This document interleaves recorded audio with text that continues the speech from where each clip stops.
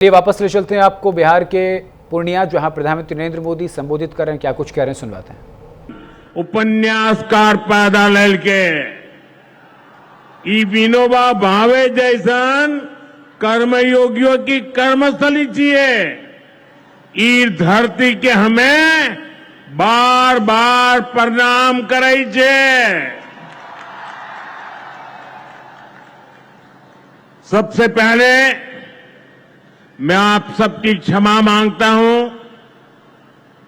कोलकाता में मेरे कार्यक्रम में थोड़ा समय ज्यादा गया और उसके कारण मुझे यहां पहुंचने में विलंब हुआ। उसके बावजूद भी इतनी बड़ी तादाद में आप लोग हमें आशीर्वाद देने के लिए आए, इतने लंबा समय रुके रहे, मैं आपका बहुत बहुत आभार व्यक्त करता हूं। और विलंब से आने के लिए मैं फिर एक बार जनता जनार्दन के चरणों में क्षमा याचना करता हूं। साथियों, आज यहां बिहार के विकास के लिए करीब 40,000 करोड़ रुपया की परियोजनाओं का लोकार्पण और शिलान्यास हुआ है। रेल, एयरपोर्ट, बिजली, पानी से जुड़ी ये परियोजनाएं सीमांचल के सपनों को पूरा करने का माध्यम बनेगी। आज यहां 40,000 से ज्यादा लाभार्थियों को पीएम आवास योजना के तहत पक्का घर भी मिला है। इन 40,000 परिवारों के जीवन में आज एक नई शुरुआत हुई है। धनतेरस से पहले, दिवाली से पहले और छठ पूजा से पहले अपने पक्के घर में गृह प्रवेश बहुत सौभाग्य से होता है। मैं इन परिवारों को बधाई देता हूं, शुभकामनाएं देता हूं। साथियों, आज का ये अवसर मेरे उन बेघर भाइयों बहनों को भरोसे देने का भी है। एक दिन उनको भी पक्का घर मिलेगा, ये मोदी की गारंटी है। हमारी सरकार ने पिछले 11 साल में 4 करोड़ से ज्यादा पक्के घर बनाकर गरीबों को दिए हैं। अब हम 3 करोड़ नए घर बनाने का काम कर रहे हैं।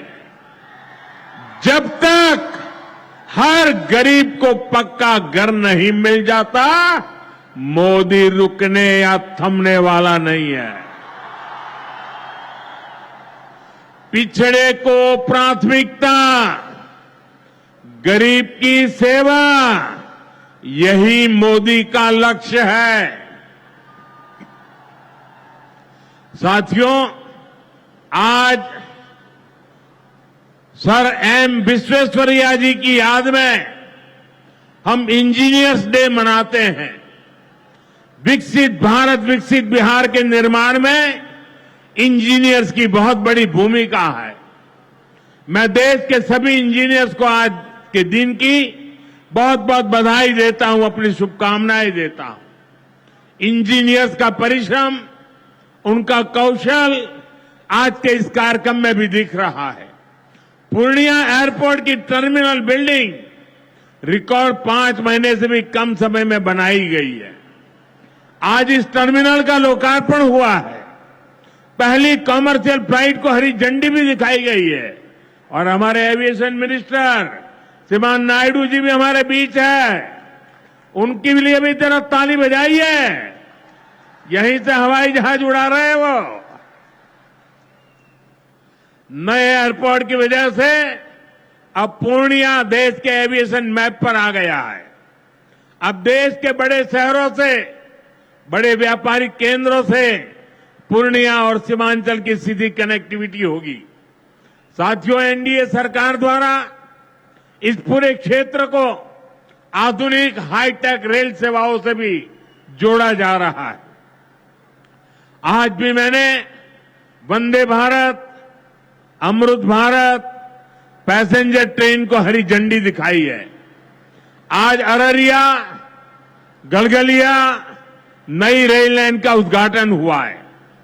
विक्रमशिला, कटरिया नई रेल का शिलान्यास भी किया गया है। साथियों, कुछ दिन पहले ही भारत सरकार ने एक और बड़ा निर्णय लिया है।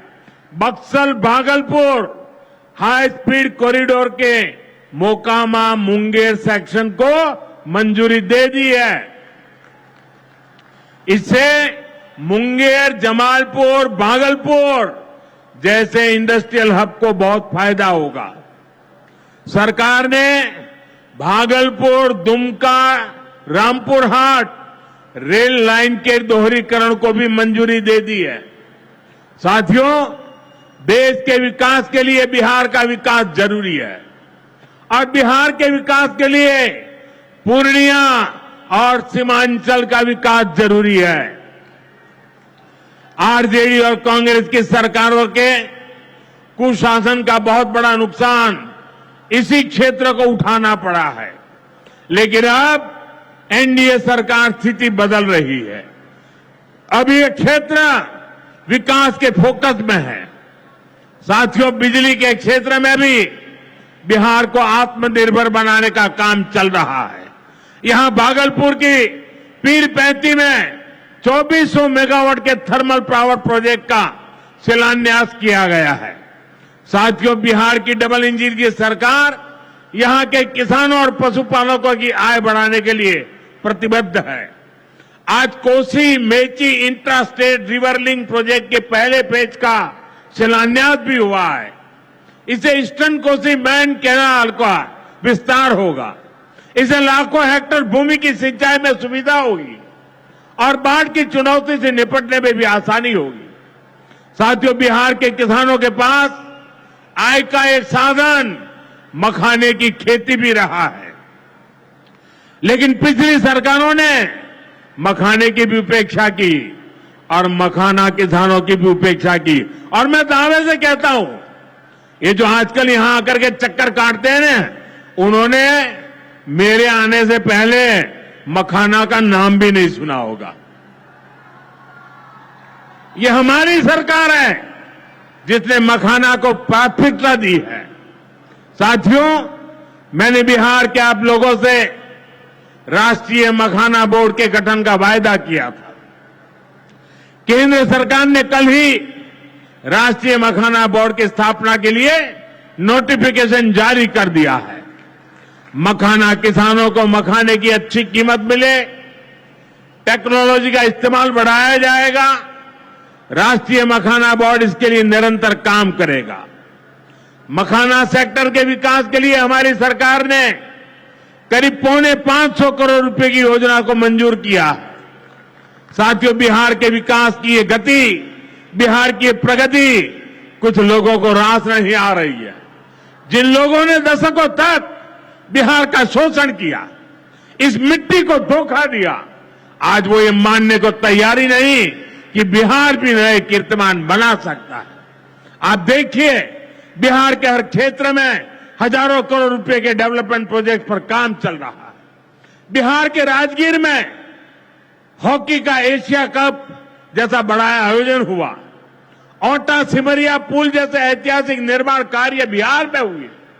Made in Bihar rail engine Africa तक एक्सपोर्ट होकर जा रहा है, लेकिन ये सब कांग्रेस और आरजेडी वालों को पच नहीं रहा है।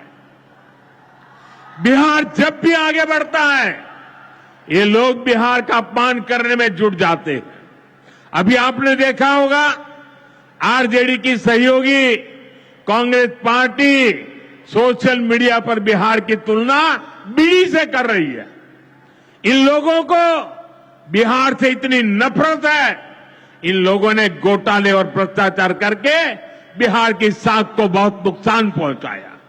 अब बिहार को विकास करते देखकर कांग्रेस आरजेडी ने फिर बिहार को बदनाम करने की ठान ली है। भाइयों बहनों, ऐसी मानसिकता वाले लोग कभी बिहार का भला नहीं कर सकते। जिन लोगों को अपनी तिजोरी भरने की चिंता रही हो, वो गरीब के घर की चिंता क्यों करें? कांग्रेस के एक प्रधानमंत्री ने माना था कि कांग्रेस सरकार 100 पैसा भेजती है, 100 रुपये तो 85 पैसा बीच में ही लूट जाता है। आप मुझे बताइए, कांग्रेस आरजेडी की सरकार में सीधे गरीब के खाते में पैसे आ पाते थे। लालटेन जला करके वो पंजाउस पैसों को हाथ मारता था और 85 पैसे मार लेते थे। कोरोना के बाद से ही हर गरीब को मुफ्त राशन मिल रहा है। क्या कांग्रेस आरजेडी की सरकार में आपको मुफ्त अनाज मिल पाता क्या? आज आयुष्मान योजना की वजह से हर गरीब को 5 लाख रुपए तक मुफ्त इलाज की सुविधा है। जिन लोगों ने आपके लिए अस्पताल तक नहीं बनवाए, वो आपको मुफ्त इलाज की सुविधा, मैं आपसे पूछना चाहता हूं, क्या ये मुफ्त इलाज की सुविधा दे पाते क्या? आपकी चिंता कर सकते क्या? साथियों, कांग्रेस और आरजेडी ने न केवल बिहार के सम्मान को खतरा है, बल्कि बिहार की पहचान को भी खतरा है। आज सीमांचल और पूर्वी भारत में घुसपैठियों के कारण डेमोग्राफी का कितना बड़ा संकट खड़ा हो चुका है। बिहार, बंगाल, असम, कई राज्यों के लोग अपनी बहनों बेटियों की सुरक्षा को लेकर चिंतित है। इसलिए ही मैंने लाल किले से के डेमोग्राफी मिशन की घोषणा की है। लेकिन वोट बैंक का स्वार्थ देखिए, कांग्रेस, आरजेडी और उसके इकोसिस्टम के लोग घुसपैठियों की वकालत करने में जुटे हैं, उन्हें बचाने में लगे हैं और बेशर्मी के साथ विदेश से आए घुसपैठियों को बचाने के लिए ये नारे लगा रहे हैं, यात्राएं निकाल रहे हैं। ये लोग बिहार और देश के संसाधन और सुरक्षा दोनों को दांव पर लगाना चाहते हैं। लेकिन आज पूर्णिया की इस धरती से मैं इन लोगों को एक बात अच्छी तरह समझाना चाहता हूं। ये आरजेडी कांग्रेस वालों की जमात, जरा कान खोल के मेरे बात सुन लो। जो भी घुसपैठियां हैं, उसे बाहर जाना ही होगा। घुसपैठ पर ताला लगाना एनडीए की पक्की जिम्मेदारी है। जो नेता बचाव में खड़े हैं, जो घुसपैठियों को बचाने के लिए मैदान में आ जाए, मैं जरा उनको चुनौती देता